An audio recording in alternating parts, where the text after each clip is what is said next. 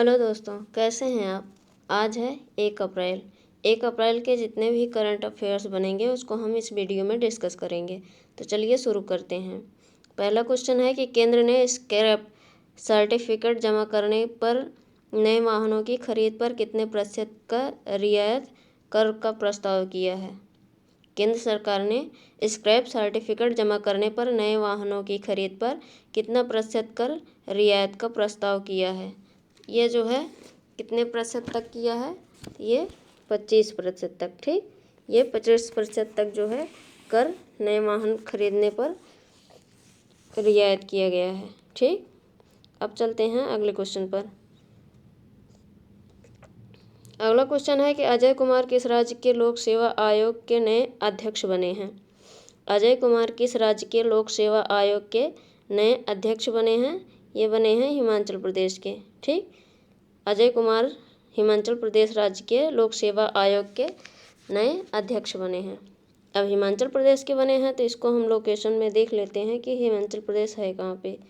ये है हिमाचल प्रदेश। ठीक, हिमाचल प्रदेश लद्दाख, जम्मू कश्मीर, पंजाब, हरियाणा और उत्तराखंड, उत्तर प्रदेश के साथ जो है सीमा बनाता है। ठीक, अब हम हिमाचल प्रदेश की बेसिक डिटेल देख लेते हैं।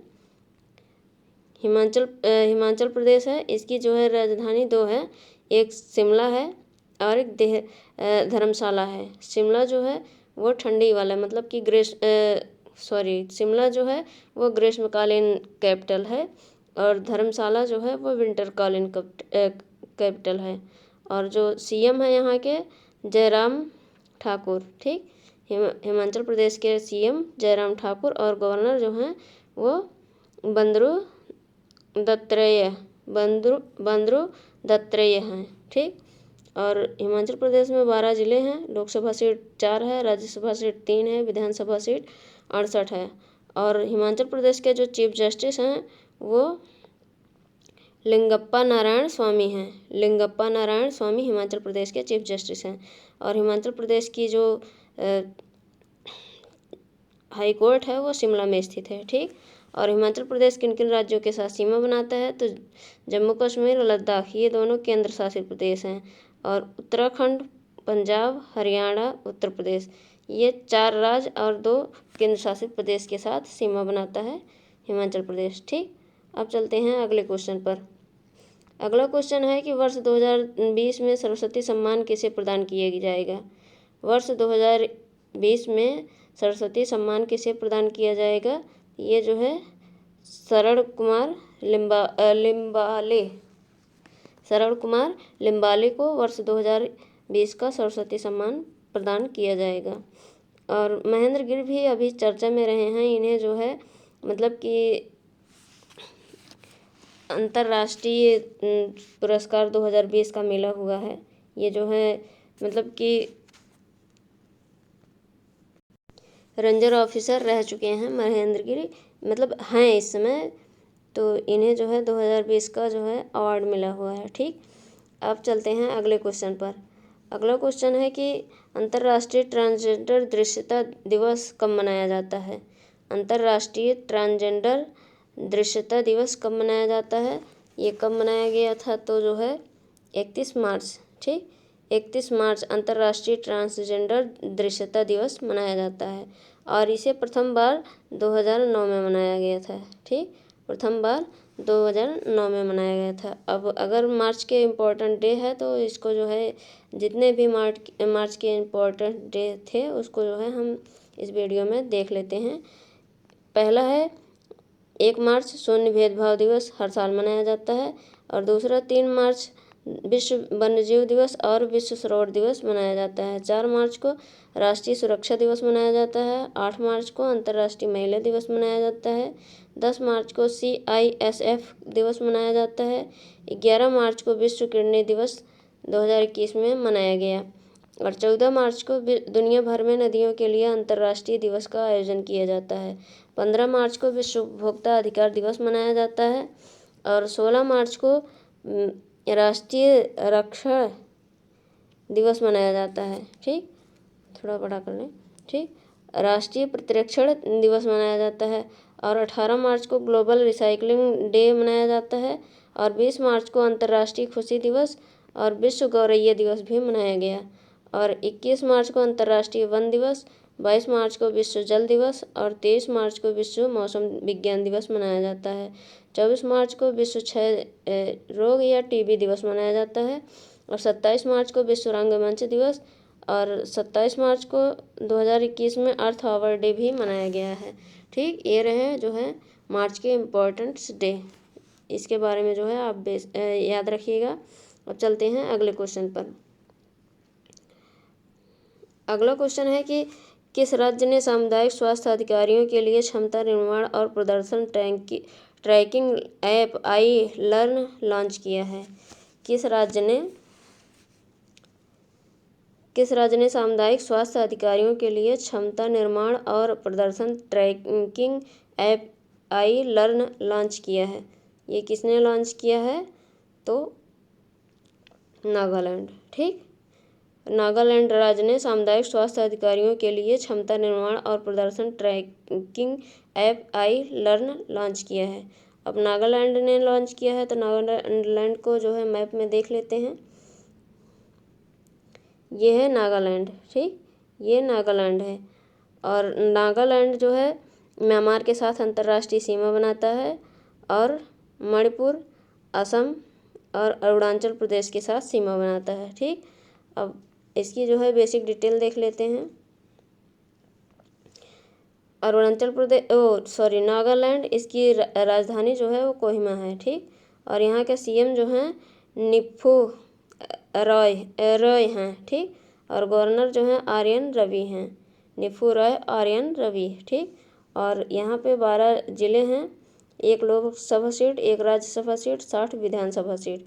और नागालैंड की जो चीफ जस्टिस हैं वो जो है सुधांशु धुलिया हैं। ठीक, नागालैंड के चीफ जस्टिस सुधांशु धुलिया हैं। और यहाँ की जो हाई कोर्ट है वो गुवाहाटी में स्थित है।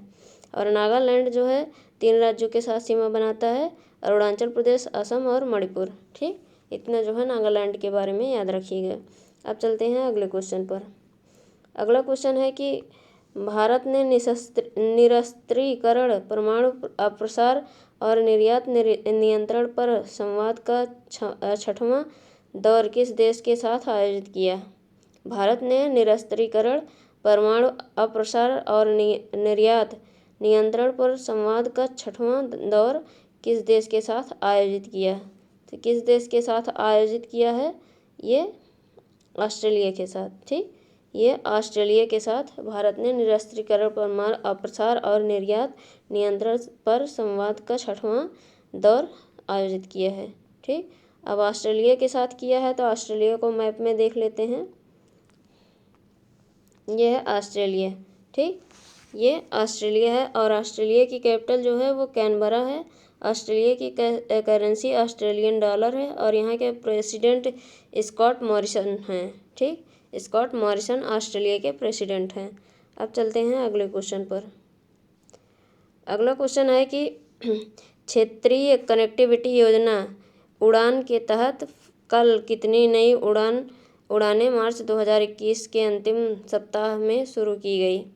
क्षेत्रीय कनेक्टिविटी योजना उड़ान के तहत कुल कितनी नई उड़ानें मार्च 2021 में अंतिम सप्ताह में शुरू की गई? तो कितनी शुरू की गई हैं? ये 22। ठीक, उड़ान का फुल फॉर्म देख लेते हैं। उड़ान का फुल फॉर्म है कि उड़े देश का आम नागरिक, उड़े देश का आम नागरिक। ठीक, उड़ान इसका जो है फुल फॉर्म है।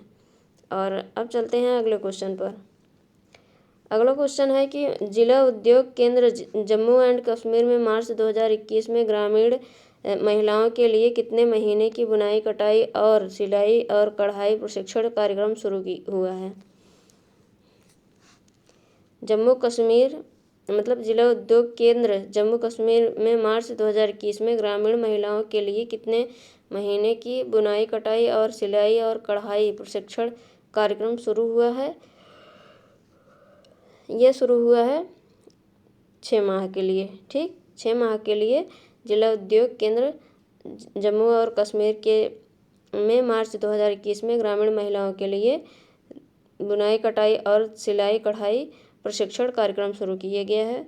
अब जम्मू कश्मीर में किया गया है, तो जम्मू कश्मीर के जो पिछला करंट अफेयर्स है उसको भी हम देख लेते हैं। जम्मू कश्मीर में कश्मीर सरकार ने PMAY लाभार्थियों के लिए 2 लाख रुपए के ऋण प्रस्ताव को मंजूरी दी है।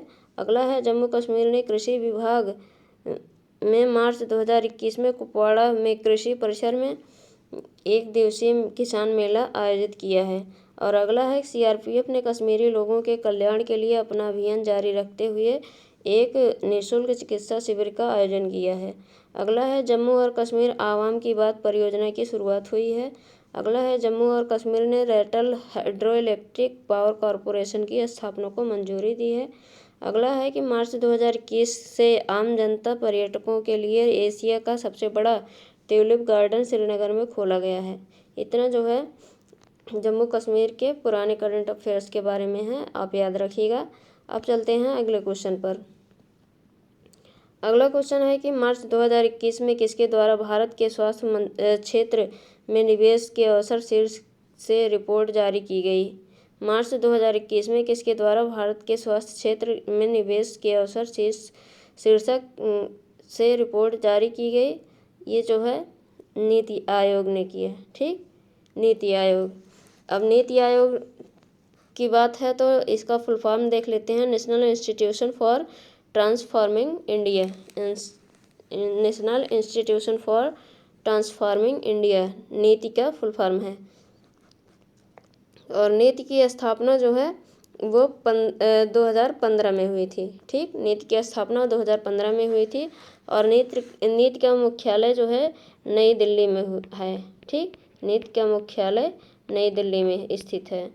और इसके CEO जो हैं वो अमिताभ कांत हैं। CEO अमिताभ कांत हैं। ठीक, और इसके जो चेयरमैन हैं वो प्रधानमंत्री नरेंद्र मोदी हैं। नीति आयोग के जो चेयरमैन हैं वो प्रधानमंत्री नरेंद्र मोदी हैं। इतना जो है आप नीति आयोग के बारे में याद रखिएगा। अब चलते हैं अगले क्वेश्चन पर। अगला क्वेश्चन है कि मार्च 2021 में सुरेंद्र सिरसट का निधन हो गया, वह किस क्षेत्र से संबंधित थे। मार्च 2021 में सुरेंद्र सिरसट का निधन हो गया, वह किस क्षेत्र से संबंधित थे। ये जो है राजनीति से संबंधित थे। ठीक, जो सुरेंद्र सिरसट थे ये जो है राजनीति से संबंधित थे। और ये जो है गोवा के थे। ठीक, ये जिनका निधन हुआ सुरेंद्र सिरसट ये गोवा से थे। और गोवा के बारे में कुछ और देख लेते हैं। जैसे शिग्मोत्सव गोवा राज्य से संबंधित है और 28वां हुनर हाट गोवा राज्य में आयोजित किया गया है। और मुख्यमंत्री देवदर्शन योजना गोवा राज्य से संबंधित है। ठीक, इतना गोवा के बारे में याद रखिएगा। अब अगला क्वेश्चन देखते हैं। अगला क्वेश्चन है कि मार्च 2021 में आइसलैंड की राजधानी रियकविक के पास कितने सालों में पहली बार एक ज्वालामुखी फटा है। मार्च 2021 में आइसलैंड की राजधानी रियकविक के पास कितने सालों में पहली बार एक ज्वालामुखी फटा है। ये जो है 900 साल बाद। ठीक, 900 साल बाद एक ज्वालामुखी आइसलैंड की राजधानी रियकविक के पास फटा हुआ है। ठीक, और अब चलते हैं अगले क्वेश्चन पर। अगला क्वेश्चन है कि मार्च 2021 में केंद्र सरकार ने 2020-21 के लिए स्वीकार मुआवजे के रूप में राज्य को कितने करोड़ में का GST मुआवजा जारी किया है। मार्च 2021 में केंद्र सरकार ने 2021 के लिए स्वीकार मुआवजे के रूप में राज्यों को कितने मतलब करोड़ में होगा ये रुपए का GST मुआवजा जारी किया है। ये जो है 30,000 करोड़। ठीक, मार्च 2021 में केंद्र सरकार ने 2020-21 के लिए स्वीकार मुआवजे के रूप में राज्यों को 30,000 करोड़ रुपए का GST मुआवजा जारी किया है। ठीक, अब चलते हैं अगले क्वेश्चन पर। अगला क्वेश्चन है कि 3 राफेल लड़ाकू विमान का चौथा जत्था मार्च 2021 में फ्रांस से किस राज्य पर पहुंचेगा।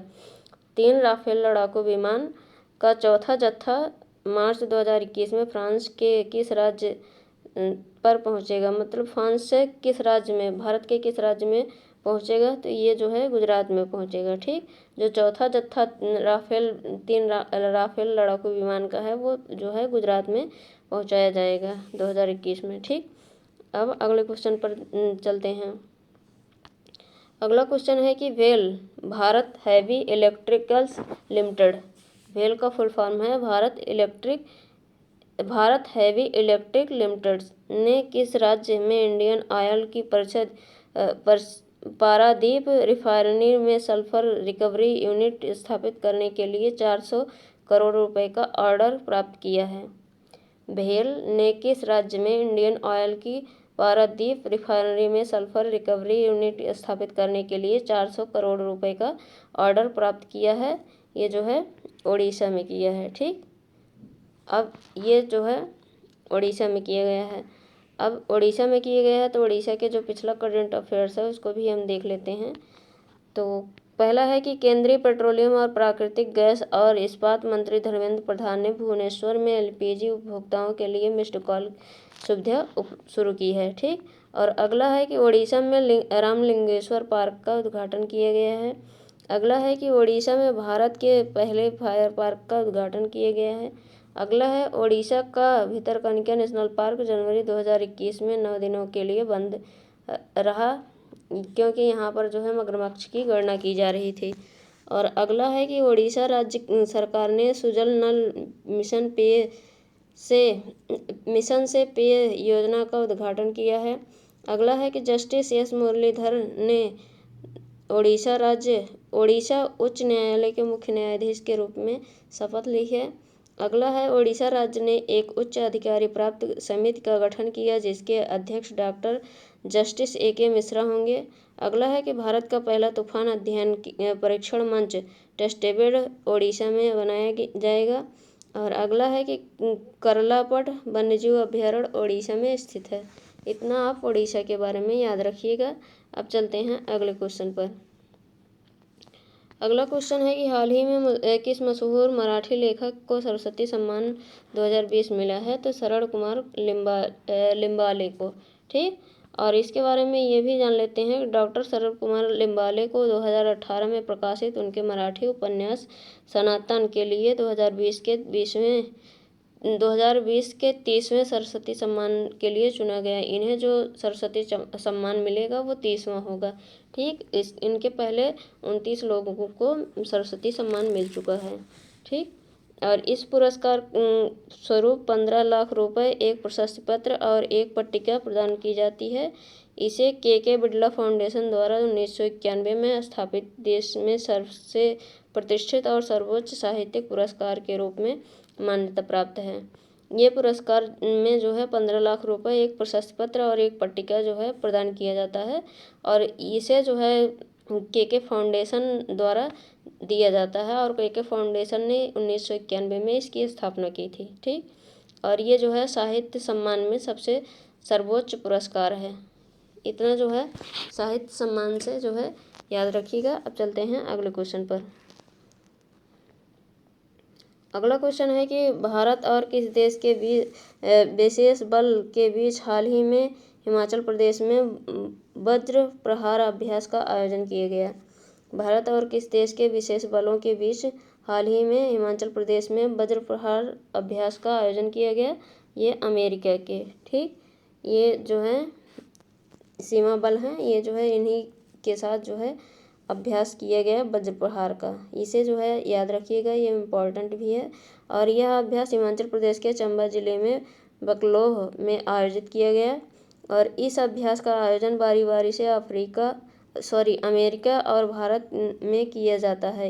इस अभ्यास का मुख्य उद्देश्य दोनों देशों के बलों के बीच इंटरऑपरेबिलिटी को बढ़ावा देना है। ठीक, अब चलते हैं अगले क्वेश्चन पर। अगला क्वेश्चन है कि किस बैंक को एशियन बेस्ट बैंक अवार्ड 2021 में भारत का सर्वश्रेष्ठ SME बैंक चुना गया है? ये जो है HDFC बैंक को चुना गया है भारत का सर्वश्रेष्ठ SME बैंक। ठीक, और HDFC बैंक पिछले कुछ वर्षों में सूक्ष्म, लघु और मध्यम आकार के उद्यम MSME व्यवसाय में परिवर्तन के चलते इस पुरस्कार का योग्य विजेता बना है। ठीक, और HDFC बैंक है तो इसके CEO जो हैं शशिधर जगदीशन HDFC के CEO हैं और इसका हेडक्वार्टर मुंबई में स्थित है। ठीक, और इसकी स्थापना अगस्त 1994 में भारत में हुई थी। ठीक, अब चलते हैं अगले क्वेश्चन पर। अगला क्वेश्चन है कि हाल ही में आईपीएल टीम दिल्ली कैपिटल ने किस खिलाड़ी को टीम का कप्तान नियुक्त किया है। हाल ही में आईपीएल टीम दिल्ली कैपिटल्स ने किस खिलाड़ी को टीम का कप्तान नियुक्त किया है। तो ये जो है ऋषभ पंत को। ठीक, ये है ऋषभ पंत, इन्हें जो है दिल्ली कैपिटल्स के लिए जो है कप्तान नियुक्त किया गया है। और ऋषभ पंत चोटिल श्रेयस अय्यर की जगह लेंगे, जो कंधे में चोट के कारण इस T20 लीग से बाहर हो गए हैं। ठीक, और अगला है कि बतौर कप्तान ऋषभ पंत पहली बार आईपीएल में उतरेंगे। अब चलते हैं अगले क्वेश्चन पर। अगला क्वेश्चन है कि हाल ही में किस लेखक की पुस्तक हेमनेट ने फिक्सिंग के लिए बुक क्रिटिक्स अवार्ड जीता है। किस लेखक की पुस्तक हेमनेट ने फिक्सिंग के लिए बुक क्रिटिक्स अवार्ड जीता है। तो मैगी ओफरेल, ये हैं मैगी ओफरेल। इनकी जो है पुस्तक हेमनेट, ये जो है फिक्शन के लिए बुक क्रिटिक्स का अवार्ड जीता है। मैगी ओफरेल की इस पुस्तक ने ब्यूबोनिक प्लेग से शेक्सपियर के बेटे की मृत्यु का वर्णन किया गया है। जो हेमनेट है, इसमें जो है ब्यूबोनिक प्लेग से शेक्सपियर के बेटे की मृत्यु का वर्णन किया गया है। अब इसके बारे में और भी देख लेते हैं। जैसे है टॉम जोलनर की island for the revolt that ended slavery in the British Empire ने नॉन फिक्शन के लिए पुरस्कार जीता है। और अगला है कि एमी स्टैनली की stranger in the shogun's city a Japanese women and her world ने जीता है जीवनी, मतलब ये जीवनी है, ये जीवनी का पुरस्कार जीता है। और अगला है आत्मकथा का पुरस्कार कैथी पार्क होंग को minor feeling N Asian American reckoning के लिए दिया गया है। ठीक, इतना जो है आप पुरस्कार याद रखिएगा साहित्य के क्षेत्र में। अब चलते हैं अगले क्वेश्चन पर। अगला क्वेश्चन है कि international transgender day of visibility किस तिथि को मनाया गया। ये 31 मार्च को मनाया जाता है। ठीक, transgender visibility of the day. इस दिन की स्थापना 2009 में मिशिगन में अमेरिका स्थित ट्रांसजेंडर कार्यकर्ता रसेल क्रैंडल ने की थी। ठीक, अब चलते हैं अगले क्वेश्चन पर। अगला क्वेश्चन है कि हाल ही में किस बैंक ने यूएनआई कार्बन कार्ड लॉन्च किया है। किस बैंक ने यूएनआई कार्बन कार्ड लॉन्च किया है। तो यूनियन बैंक ऑफ इंडिया। ठीक, यूएनआई का full form union bank of India नहीं, यूएनआई का फुल फॉर्म नहीं है। और यूनियन बैंक ऑफ इंडिया ने national payment corporation of India के रुपए प्लेटफॉर्म पर SPCL सह branded credit card Uni credit card carbon card launch किया है। ठीक, और यूनियन बैंक ने किया है, तो इसका मुख्यालय जो है मुंबई में है। और CEO जो हैं राजकिरण राय जी हैं। और पता जो है यहाँ का 11 नवंबर, मतलब कि इसकी स्थापना 11 नवंबर 1919 को हुई थी। और इसका टैगलाइन जो है good people to bank with. ठीक, इसका जो है टैगलाइन है यूनियन बैंक का। अब चलते हैं अगले क्वेश्चन पर। अगला क्वेश्चन है कि हाल ही में किस स्थान पर पर्यटन और संस्कृति राज्य मंत्री स्वतंत्र प्रभार श्री प्रहलाद सिंह पटेल और मध्य प्रदेश के मुख्यमंत्री श्री शिवराज सिंह चौहान ने संयुक्त रूप से महाराज छत्रसाल कन्वेंशन सेंटर का उद्घाटन किया है। किस स्थान पर पर्यटक और संस्कृति राज्य मंत्री श्री प्रहलाद सिंह पटेल और मध्य प्रदेश के मुख्यमंत्री शिवराज सिंह चौहान ने संयुक्त रूप से महाराजा छत्रसाल कन्वेंशन सेंटर का उद्घाटन किया। ये खजुराहो में किया है। ठीक, खजुराहो झारखंड में स्थित है। और इस कन्वेंशन सेंटर को पर्यटन मंत्रालय की स्वदेश दर्शन योजना के तहत विकसित किया गया है, जो खजुराहो में यूनेस्को की विश्व धरोहर स्थल में एक और पंख जोड़ता है। ठीक, अब चलते हैं अगले क्वेश्चन पर।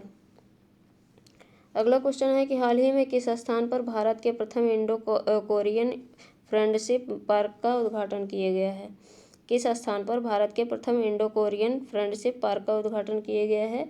ये दिल्ली में किया गया है। ठीक।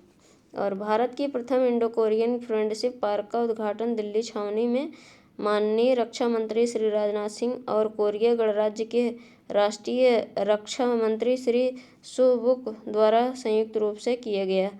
और अगला है कि इस पार्क की रक्षा मंत्रालय, भारत सरकार, भारतीय सेना, दिल्ली छावनी बोर्ड, कोरिया दूतावास और Korean war veteran association of India के संयुक्त परामर्श से विकसित किया गया है। ठीक। अब अगला क्वेश्चन देखते हैं। अगला क्वेश्चन है कि विश्व बैंक वित्त वर्ष 2021-22 में भारत की ग्रोथ रेट 7.5% से कितने प्रतिशत के बीच रहने का अनुमान जताया है? विश्व बैंक ने वित्त वर्ष 2021-22 में भारत की ग्रोथ रेट 7.5% से कितने प्रतिशत के बीच रहने का अनुमान जताया है? तो 12.5%। ठीक, 12.5%, 7.5 से 12.5% के बीच रहने का अनुमान जताया है। हाल ही में विश्व बैंक ने साउथ एशियन वैक्सीनेट नाम की अपनी रिपोर्ट में वित्त वर्ष 2021-22 में भारत की ग्रोथ रेट 7.5% से 12.5% के बीच रहने का अनुमान जताया है। ठीक। वर्ल्ड बैंक है तो इसकी स्थापना 1944 में हुई थी और इसका हेडक्वार्टर जो है वाशिंगटन डीसी में स्थित है, यूनाइटेड स्टेट में। और इसकी स्थापना जॉन मायनार्ड क्यूनेस ने किया था। ठीक। और अब चलते हैं कल का क्वेश्चन देखते हैं कि कल का क्वेश्चन क्या था। पहला है कि भारत और कौन सा देश सैन्य हार्डवेयर में संयुक्त उत्पादन और निर्यात के लिए जाने खुफिया साझाकरण बढ़ाने और साइबर और अंतरिक्ष डोमेन में सहयोग बढ़ाने पर सहमत हुए थे? ये दक्षिण कोरिया है। ठीक। और अगला है कि ईरान ने किस देश के साथ 25 वर्ष के सहयोग समझौते पर हस्ताक्षर किए? ये चीन के साथ किए हैं। और अगला है कि मुख्यमंत्री देवदर्शन योजना किस राज्य से संबंधित है? ये मुख्यमंत्री देवदर्शन योजना गोवा से संबंधित है। अगला है कि संयुक्त राष्ट्र शांति बल के लिए मेड इन इंडिया कोविड-19 टीके 28 मार्च 2021 को किस देश में पहुँचे हैं? तो ये डेनमार्क को पहुँचाया गया। ठीक। अगला है कि भारत का पहला राज्य या केंद्र शासित प्रदेश कौन बना जिसे टीबी मुक्त घोषित किया गया है? ये लक्षद्वीप है। ठीक। और अगला है कि राजाजी टाइगर रिजर्व किस राज्य में स्थित है? तो उत्तराखंड में स्थित है। ठीक। ये थे कल के क्वेश्चन। अब आज के क्वेश्चन देख लेते हैं। आज का क्वेश्चन है कि भारत ने कितने वर्षों तक चीन से उत्पन्न या निर्यात की जाने वाली बोतल ग्रेड पॉलीथाइलिन टेरिफ्थेलेट में आयात का एंटी डंपिंग शुल्क लगाया है? और अगला क्वेश्चन है कि जल जीवन मिशन ने कितने करोड़ में से अधिक ग्रामीण घरों को नल जल आपूर्ति करने में नई ऊंचाई प्राप्त की है? और अगला है कि राजस्थान दिवस हर साल कब मनाया जाता है? अगला है कि संरक्षण के प्रति अपने योगदान के लिए प्रतिष्ठित अंतर्राष्ट्रीय रेंजर पुरस्कार जीतने वाले एशिया के एकमात्र रेंजर कौन हैं? और अगला है कि वीवीपैट मशीन किस राज्य के सभी मतदाता केंद्रों पर लगाई जाएगी? अगला क्वेश्चन है कि किस देश ने अंडमान और निकोबार द्वीप समूह में बिजली आपूर्ति की फंडिंग करने की घोषणा की है? दोस्तों, ये है कल के क्वेश्चन। इसके जवाब आपको कमेंट बॉक्स में लिख करके बताने हैं। और दोस्तों, अगर आपको वीडियो पसंद आया हो तो आप लाइक और शेयर कीजिएगा और चैनल पर जो नए आए हो चैनल को सब्सक्राइब कीजिएगा। Thank you.